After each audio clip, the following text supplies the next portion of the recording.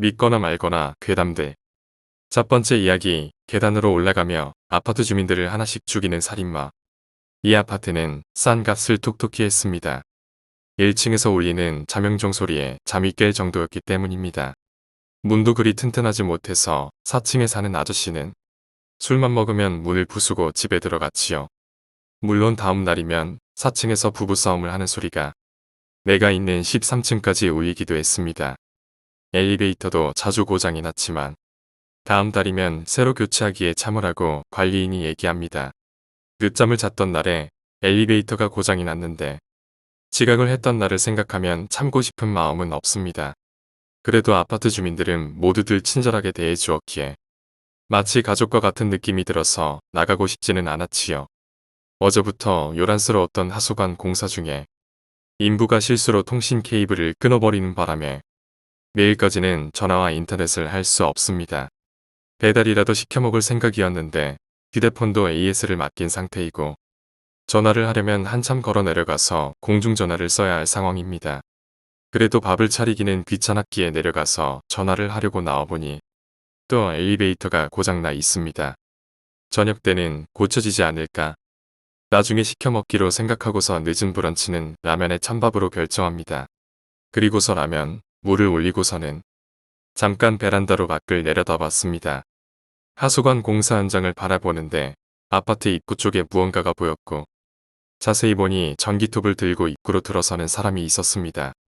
공사하던 인부가 아닐까 생각하고 끓는 물에 라면과 스프를 털어넣는 도중에 띵동 하며 초인종 소리가 아파트에 울려 퍼지고 1층 여대생의 목소리도 희미하게 들립니다. 하지만 곧 찢어지는 듯한 비명이 들리면서 전기톱 소리와 무엇인가 갈리는 듯한 소리도 들렸습니다. 아까 전기톱을 들고 들어온 사람은 인부가 아니라 살인자였다는 건가? 생각해보니 오늘은 공휴일이었고 공사 현장엔 하루 종일 아무도 없었지요. 어느새 라면은 다 불어버렸지만 나는 라면을 버리고 다시 소리에 집중했습니다. 살인자가 아직 1층에 있다면 엘리베이터도 고장난 상황이기에 그대로 마주칠 것입니다. 전화도 없어서 신고도 하지 못했지만 다른 사람들이 신고를 했을 수도 있습니다. 경찰이 여기까지 오려면 보통 1시간은 걸렸던 것 같았고 놈이 이곳 사람들을 모두 죽이기엔 충분한 시간입니다. 나는 놈이 돌아가기를 바라며 창문으로 입구를 내려다봤지만 나오는 사람은 없었고 계단을 걸어 올라오는 소리가 울려왔습니다. 잠시 후 초인종 소리 후에 비명이 들립니다. 그 비명 소리는 2층에 사는 할머니의 목소리였고 곧 전기톱 소리와 함께 문이 부서지는 소리가 들리더니 이번엔 할머니의 비명이 찢어지듯이 울려 퍼지게 됩니다. 잠시 후 또다시 계단을 걸어 오르는 소리가 울리고 바로 초인종 소리도 들려왔습니다. 또 비명이 들렸고 이번엔 3층의 아주머니 같습니다. 문이 부서지는 소리가 들리며 아주머니가 괴롭게 소리를 지르는 것이 울려 퍼졌지요. 또 계단을 걸어 오르는 소리가 들립니다. 마찬가지로 초인종 소리도 들려왔고 잠시 후에는 4층 사는 아저씨의 큰 목소리와 함께 문이 부서지는 소리가 들렸습니다. 4층 아저씨와 아주머니의 비명이 울려 퍼집니다. 잠시 동안 조용해지면서 나는 점점 두려워져 갔습니다. 이놈은 뭘 원하는 건가? 왜 아파트에 모든 사람을 죽이는 걸까? 엘리베이터가 고장났기에 도망갈 방법도 없었고 내려갈 수 있는 방법은 계단밖에 없습니다. 계단으로 내려가면 분명히 놈과 마주칠 것이었고 외딴 곳이라 소리를 질러도 도와줄 사람조차 없었지요. 그런 생각을 하는 도중에도 계단을 걸어 오르는 소리가 또다시 들려옵니다. 이번엔 비명 대신 초인종 소리만 여러 번 울렸고 잠시 조용하더니 다시 계단을 오르는 소리가 들렸습니다. 초인종을 눌러 사람이 있는지 확인을 하고 문을 부수고 들어가서 사람을 죽이는 것이구나. 그런 생각이 머릿속에 스칩니다.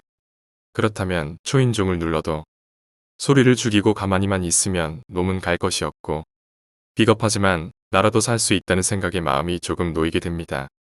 그런데 이런 생각을 나만 하는 걸까? 왜 다들 바보같이 응답을 한 것일까? 또 초인종 소리가 울렸고 6층 같았습니다. 6층에 사는 학생은 아마 아르바이트를 나갔을 것입니다. 한 번 더 초인종 소리가 울렸지만 아무 일도 없었고 다시 계단을 오르는 소리가 들려옵니다. 드디어 7층입니다. 7층에는 청각장애를 갖고 계시는 아저씨가 살고 계십니다. 초인종 소리가 울렸습니다. 아저씨는 초인종 소리를 듣지 못했을 것이지만 아저씨의 비명 소리가 들렸습니다. 그리고 전기톱 소리가 더 크게 들려왔고 또 다시 아저씨의 비명이 울려 퍼집니다. 분명히 아저씨는 응답을 못했을 텐데 어떻게 안에 사람이 있다는 걸 알아챈 걸까? 그런 고민을 하는 사이에 또다시 계단을 오르는 소리가 들렸습니다. 8층과 9층에서는 초인종 소리만 들렸지만 8층은 빈집이었고 9층은 어제 가족여행을 갔기에 없었습니다. 하지만 10층에서는 비명과 함께 문이 부서지는 소리가 들립니다. 사람이 죽는 소리가 울려 퍼졌고 다시 계단을 오르는 발걸음 소리가 들려왔습니다. 다시 초인종 소리를 들어온 마음으로 기다릴 때였고 전기톱 소리와 함께 비명이 울려 퍼졌습니다. 이번엔 11층 아가씨의 목소리 같았습니다. 분명 나처럼 소리를 듣고 상황을 판단하다가 도망을 치려던 도중에 계단에서 마주쳤을 것입니다. 11층은 아무런 소리도 없이 계단을 오르는 소리만 들렸고 아마도 11층 아가씨가 도망칠 때 문을 열어놓았다고 생각했습니다. 12층 할아버지는 아들 집에 놀러 간다고 하셨기에 초인종 소리가 2번 들렸지만 조용히 넘어갔고 또다시 계단을 오르고 소리가 들리고 이제는 우리 집으로 오고 있습니다. 일단 무슨 소리가 나도 조용히 있기로 마음을 먹습니다. 어차피 집안에는 무기가 될 만한 것도 없었고 아무 소리도 내지만 않는다면 넘어갈 것이라고 생각했지요. 잠시 후 걸음소리가 문 밖에서 멈췄고 초인종 소리가 요란하게 울립니다. 나는 손으로 입을 막고 현관을 응시합니다. 그때 갑자기 우유투 입구로 뭔가 쑥 들어옵니다. 그것은 사람의 팔이었고 정확히는 1층 여대생의 손입니다. 나에게 말한 적이 있던 커플링과 독특한 네일아트로 알 수 있었습니다. 반사적으로 올라오는 신음을 삼키며 생각을 해보니 사람들이 당한 이유를 알 것 같습니다. 초인종 소리가 들려도 조용히 있었지만 잘린 손을 보고 소리를 질렀던 것이었지요. 청각장애인이었던 7층 아저씨가 소리를 지른 것도 이제야 이해가 되었습니다. 나는 숨을 멈추고 기다렸고 다시 초인종 소리가 들리고 계단으로 향하는 발걸음 소리가 들렸지만 놈은 13층이 끝인 걸 모르는 것 같습니다. 이응은 옥상입니다. 놈이 돌아갈 때까지 기다려야겠다고 생각했고 괜히 나섰다가 들키기라도 한다면 겁에 질린 나는 제대로 도망가지 못할 게 분명했기에 위층이 옥상이란 것을 놈이 알면 분명 돌아갈 거라고 생각했습니다. 내려가는 소리가 나기만을 기다렸지만 갑자기 놈이 발걸음 소리를 줄이기 시작합니다. 이로써 나는 살인마의 위치를 알 수 없게 되었고 녀석이 뭔가 눈치를 챈 걸까? 그렇다면 문을 부수고 들어왔을 것입니다. 하지만 그럴 기미는 보이지 않았고 그렇다면 이제 어쩌지? 또다시 고민을 했습니다. 놈이 나가는 것을 직접 확인하면 된다고 생각하여 떠나는 것을 직접 보기 위해서 베란다 쪽으로 몸을 향합니다. 그런데 창문 밖으로 검은 무언가가 보였습니다. 결국 나는 비명을 지르며 주저앉았습니다. 1층 여대생이 거꾸로 매달린 채 나를 보고 있었기 때문입니다. 정확히는 목이 잘려나가서 그녀의 머리만 떠 있었습니다. 잘려나간 목은 밧줄로 묶여서 옥상에 매달려 있었고 시퍼렇게 변한 입과 코에서 검붉은 피가 흘러나옵니다. 그리고 문이 부서지는 소리가 들렸습니다. 두 번째 이야기, 70년대 이모와 할머니의 예지몽. 저희 어머니와 이모께서 어렸을 적에 겪으신 일입니다. 때는 1970년, 어머니와 이모는 모두 8자매로 당시에도 식구가 조금 많은 편이었습니다. 당시 어머니 가족은 선산에서 대구로 이사 오셨습니다. 그런데 이사 오고 3년이 지난 어느 날이었고 이모 중 한 분께서 시름시름 앓게 되십니다.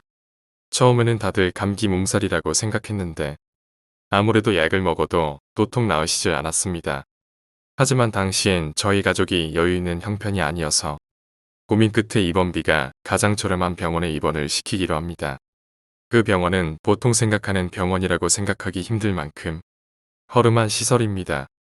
병실은 지하였고 시설도 열악하고 공기가 탁해서 이런 곳에서 과연 몸 상태가 좋아질까 생각하셨습니다. 하지만 대안이 없기도 해서 그대로 입원하게 되었고 입원한 당일에 할머니께선 이상한 꿈을 꾸십니다. 꿈속에서 입원한 이모가 하얀 이불을 뒤집어 쓴 채로 시커먼 강으로 들어가고 있었습니다. 할머니는 불길한 기분이 들었지만 이모에게 이상한 일이 일어나지는 않습니다. 그렇지만 일주일이 넘어도 이모의 병은 낫지 않았습니다. 그저 시름시름 아프기만 했습니다.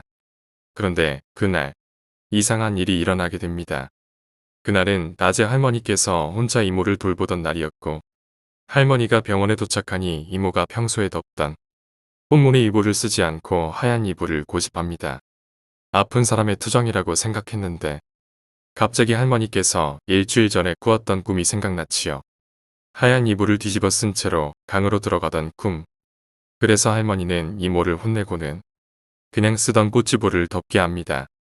그리고 할머니는 집에 돌아가셨고 저녁 시간이 되자 지치신 할머니 대신 엄마와 다른 이모분께서 저녁밥을 주러 병원에 갔습니다. 당시 그 병원에는 입원 환자에게 따로 밥을 주지 않았다고 하네요. 다른 이모와 어머니는 병원에 도착하고 저녁밥을 들고 바로 병실로 향했습니다.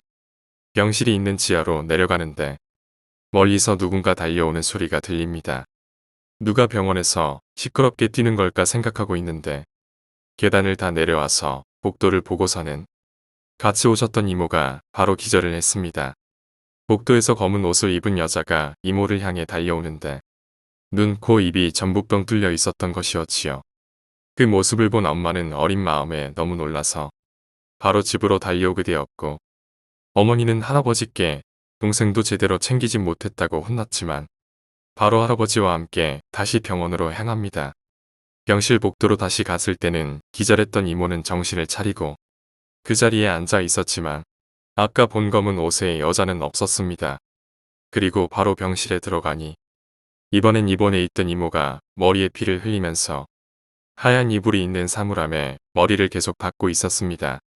어머니와 할아버지는 너무 놀래서 이모를 말렸지만 이모는 계속 자기를 죽여달라, 데려가라, 영문을 알 수 없는 이야기를 계속해서 반복했습니다. 그러다가 기운이 다 소진된 모양인지 쓰러졌다고 합니다. 이상한 일은 깨어난 이모가 아무 일도 기억하지 못했습니다. 자기가 머리를 크게 박았다는 이야기를 믿지 않았지요. 그리고 다행인 것은 깨어난 이모는 병이란 걸 모르는 사람처럼 멀쩡하게 일어나게 됩니다. 결과가 좋으면 좋다는 말처럼 할아버지는 딸이 아프지 않다고 하니깐 그저 다행이라고 생각하셨습니다. 그 후로는 이모는 잔병 없이 자랐습니다. 가끔 어머니께선 이 이야기를 하실 때는 할머니께서 이모한테 하얀 이불을 줬으면 큰일이 나지 않았을까 생각하십니다. 생각해보면 하얀 이불을 준다는 건 시신에게 하얀 천을 덮는다는 의미가 아니었을까요?